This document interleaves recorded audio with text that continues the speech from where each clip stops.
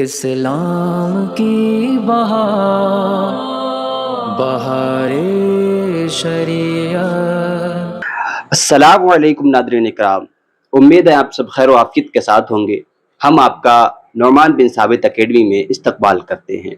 جیسا کہ ہم پچھلی ویڈیوز میں نبوت کے متعلق عقائد کو سمجھ رہے تھے، سن رہے تھے، تو چلیے ان کا سلسلہ اور آگے بڑھاتے ہیں۔ فرماتے ہیں کہ حضور افضل جمی مخلوق الہی ہیں، کہ اوروں کو فردن فردن جو کمالات عطا ہوئے حضور علیہ السلام میں وہ سب جمع کر دیے گئے۔ یعنی کہ حضور جو ہیں وہ تمام مخلوق الہی، اللہ رب العزت نے جتنے بھی مخلوق پیدا کی ہے، انسان ہو، جنات ہو، فرشتے ہوں، بلکہ کوئی بھی مخلوق ہو، حضور سب سے افضل ہیں، حضور سے افضل کوئی نہیں ہے۔ اوروں کو فردن فردن جو کمالات عطا ہوئے حضور کو وہ سب جمع کر کے دیے گئے۔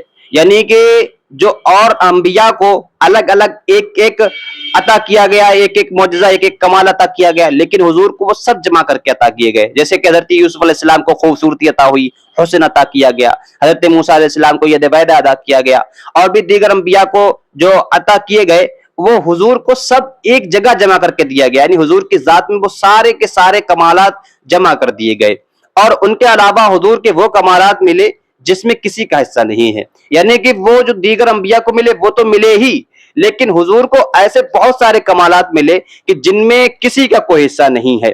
فرماتے ہیں بلکہ اوروں کو جو کچھ ملا وہ حضور علیہ السلام کے طفیل ملا۔ یعنی کہ دیگر انبیاء کرام کو اور جو بھی کمال رکھنے والے ہیں ان سب کو جو کچھ بھی ملا وہ حضور کی عطا سے ملا، حضور کی طفیل سے، وہ حضور کی طفیل سے ملا، حضور کے صدقے سے ملا، بلکہ حضور علیہ السلام کے دستے اقدس سے ملا۔ فرماتے ہیں حضور کے دستے اقدس سے ملا، بلکہ کمال اس لیے کمال ہوا، یعنی کہ جو کمال ہے وہ اس لیے کمال ہوا کہ حضور کی صفت ہے، اور حضور علیہ السلام اپنے رب کے کرم سے اپنے نفس ذات میں کامل و اکمل ہیں۔ یعنی کہ حضور علیہ السلام اپنی ذات میں کامل و اکمل ہیں، بالکل مکمل ہیں، اور حضور کا کمال کسی وصف سے نہیں ہے۔ حضور کا کمال جو ہے وہ کسی وصف سے نہیں ہے، بلکہ اس وصف کا کمال ہے۔ یعنی کہ حضور کا کمال کسی وصف سے نہیں ہے، بلکہ اس کمال کا، اس وصف کا کمال ہے کہ کامل کی صفت بن کر خود کمال و کامل مکمل ہو گیا، اور کہ جس میں پایا جائے اس کو کامل بنا دے۔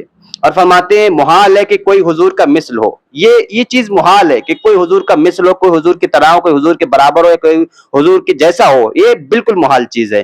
اور جو کسی صفت خاصہ میں حضور علیہ السلام کو مثل بتائے گمراہ یا کافر ہے۔ یعنی کہ حضور کی جو خاص صفتیں ہیں ان خاص صفتوں میں اگر کوئی یہ کہے کہ ان صفتوں میں حضور کے مماثل کوئی ہے، یعنی کہ حضور کی طرح، حضور کے برابر، حضور کے جیسا کوئی ہے، تو وہ گمراہ اور کافر ہے۔ یعنی حضور کی مثل بھی جو خاص صفت ہیں ان میں ہو ہی نہیں سکتا ہے۔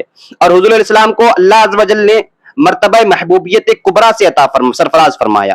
یعنی کہ حضور علیہ السلام اللہ رب العزت کی محبوبیت کے درجے پر، محبوبیت کے منصب پر فائز ہیں۔ اور فرماتے ہیں حضور صلی اللہ علیہ وسلم کے خصائص سے معراج ہے کہ مسجد حرام سے مسجد اقصیٰ تک، اور وہاں سے ساتوں آسمان اور کرسی عرش تک، بلکہ بالائے عرش رات کے ایک خفیف حصے میں ماں جسم تشریف لے گئے۔ یعنی کہ حضور کے جو خصائص ہیں ان میں سے ایک معراج کا سفر ہے۔ اور آگے فرماتے ہیں اور وہ قرب خاص حاصل ہوا کہ کسی بشر و ملک کو بھی حاصل نہ ہوا، اور جمال الہی بچشم سر دیکھا۔ یعنی کہ حضور اللہ تعالیٰ کا جمال، یعنی اللہ تعالیٰ کا دیدار بچشم سر، یعنی سر کی آنکھوں سے اللہ رب العزت کا دیدار کیا حضور نبی اکرم صلی اللہ علیہ وسلم نے، اور کلام الہی بلا واسطہ سنا۔ یعنی کہ اللہ تعالیٰ کا جو کلام ہے وہ بلا واسطہ سے سنا، بیچ میں کوئی واسطہ، کوئی وسائل، کوئی وسائط نہ تھا۔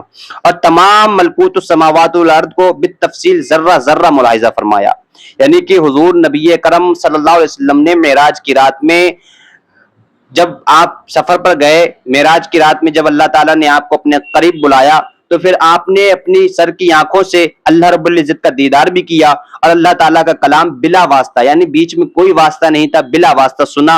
اور تمام آسمان و زمین کے ذرہ ذرہ کو، یعنی کہ دنیا میں جتنی بھی چیزیں پیدا ہوئیں، آسمان میں جتنی چیزیں ہیں، زمین میں جتنی چیزیں ہیں، زمین کے ساتوں طبقات، آسمان کے ساتوں طبقات، یعنی کہ کائنات کی جو بھی چیز تھی اس کا تفصیلاً، بالکل تفصیل کے ساتھ، بستار کے ساتھ حضور نبی اکرم صلی اللہ علیہ وسلم نے ملاحظہ فرمایا اس کو۔